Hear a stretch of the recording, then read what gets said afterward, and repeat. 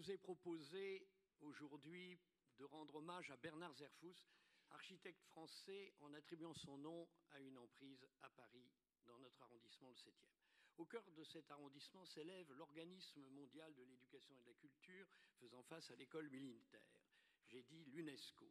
Et il n'est que temps de rendre hommage à l'un de ses architectes, Bernard Zerfus. Bernard-Louis Zerfus naît le 20 octobre 1911 à Angers, dans le Maine-et-Loire. Diplômé de l'école des Beaux-Arts à Paris, élève de Pont-Trémolly, il reçoit le premier Grand Prix de Rome en 1939. Mais il ne pourra rejoindre la Villa Médicis par suite du deuxième conflit mondial. Alors, ce sera le groupe des artistes antifascistes, subversifs, du vieil OPED dans le Vaucluse. Parlons d'eux, car ils seront une quarantaine d'artistes en 1941 qui marqueront ensuite la reconstruction. Bernard Zerfus rejoint alors la France libre et de 1943 à 1947 prend la direction du service d'architecture du protectorat de Tunisie avec des camarades d'OPED. En 1953, Zerfus est désigné comme architecte du siège de l'UNESCO, situé place de Fontenoy, en collaboration avec Marcel Breuer et Pierluigi Nervi. Ce bâtiment, reflet de l'architecture moderne, icône du brutalisme, est inauguré en 1958. Sa carrière s'inscrit dans la période des Trente Glorieuses, marquée par la reconstruction d'après-guerre et l'essor de la modernité, comme l'un des acteurs clés dans la modernisation de l'architecture française du XXe siècle. Il est le chef de file du Hard French, alliant innovation technique et recherche esthétique. Zerfus participe ainsi à la conception de plusieurs bâtiments marquants en France, comme l'imprimerie MAM à Tours, l'usine Renault de Flins, le CNIT, en collaboration avec Jean Prouvé. Bien sûr, il y a cette terrible crise du logement de l'après-guerre dont ces générations ont souffert.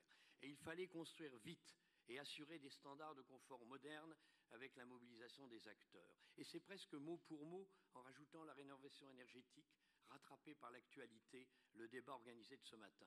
Bien sûr, s'il y a eu des réalisations dont d'ailleurs Zerfus a reconnu que le parti pris est discutable, le justifiant par des contraintes de cette époque, je citerai Clichy-sous-Bois-Montfermeil et pour les Nancéens qui s'y reconnaîtront, le Haut-Dul.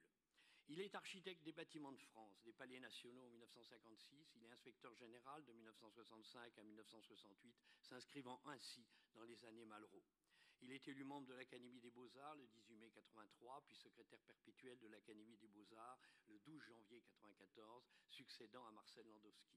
Sa fille Dominique, illustratrice, a épousé Patrick Modiano. Bernard Zerfus nous a quittés le 3 juillet 1996. Il lui a été rendu hommage 20 ans après à la Cité de l'Architecture. La commission de dénomination des voies, place, espace vert s'est réunie le 5 février dernier et a donné un avis favorable sur ce projet de dénomination.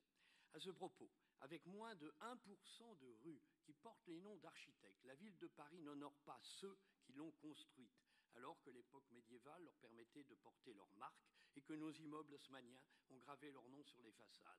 Alors, après Léon Vaudoyer et Valadon dans notre arrondissement, l'architecture du XXe se devait d'être honorée, trouvant sa place entre l'avenue de Lovendal et la place Fontenoy et l'avenue de Suffren, le long du bâtiment emblématique dans le prolongement du virtuose et ambassadeur de la paix Yehudi Menuhin, en honneur à Bernard Zerfus. Je vous remercie.